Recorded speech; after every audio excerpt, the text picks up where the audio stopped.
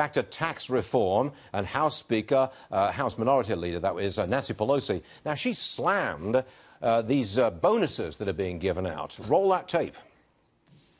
In terms of the bonus that corporate America received versus the crumbs that they are giving to workers to kind of put the schmooze on is so pathetic.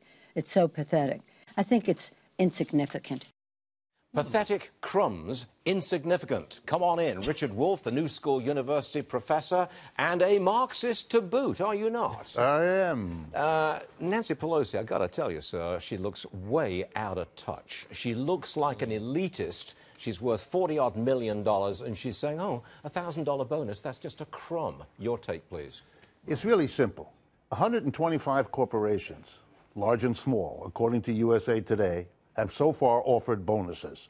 That's 0.1% of the number of corporations in the United States. They all got a tax cut from 35% to 20%, and less than 0.5% have said they're going to do something for their workers. Okay. The other 99%, let me finish, the other 99% haven't said a word, and the economics of it are crucial. When you cut the taxes of a corporation, you leave in the hands of the board of directors the decision what to do with that money. They can give themselves higher salaries, they can pay out greater dividends, they can invest in other countries, they can buy back shares of their own company to boost their bonuses for themselves. Or they can invest in new plant and equipment, right, which a lot of them are going to do. But in our system, it's entirely up to them. And if they choose not to... It's their money. Careful. It's not your money. It is the corporation's money. It's the money of the people. They earned it. It's the money of the people of this country. It is the corporation's money. The mass of people didn't get... They earned it. They didn't get a tax cut of 40%. They earned it. The corporation earned it. You're saying that it's not the corporation's money, it's the government's money. Not at all. It's the people's money. It's not. It's the corporation's money. If you're going to cut the taxes of corporations by 40% in 1 year,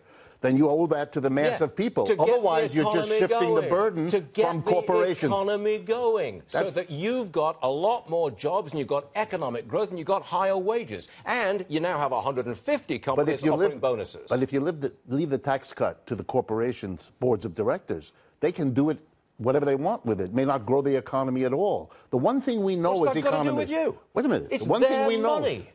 One thing we know as economists... It's not your money. It's not the money of anybody, or it's the money of everybody. It's the money of the corporation because they earned it. Then it's the money of the people who earned it, and why don't you cut the tax cuts for them for 40%? It is the money of the corporations.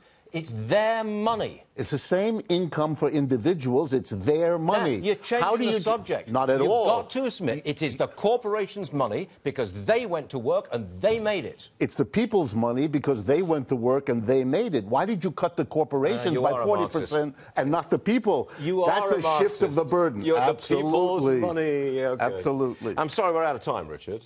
But it was my pleasure anyway. And we usually end on a smile. Yes, we do. Even though it's killing me. All right, well, thank you, sir. Appreciate it. All right.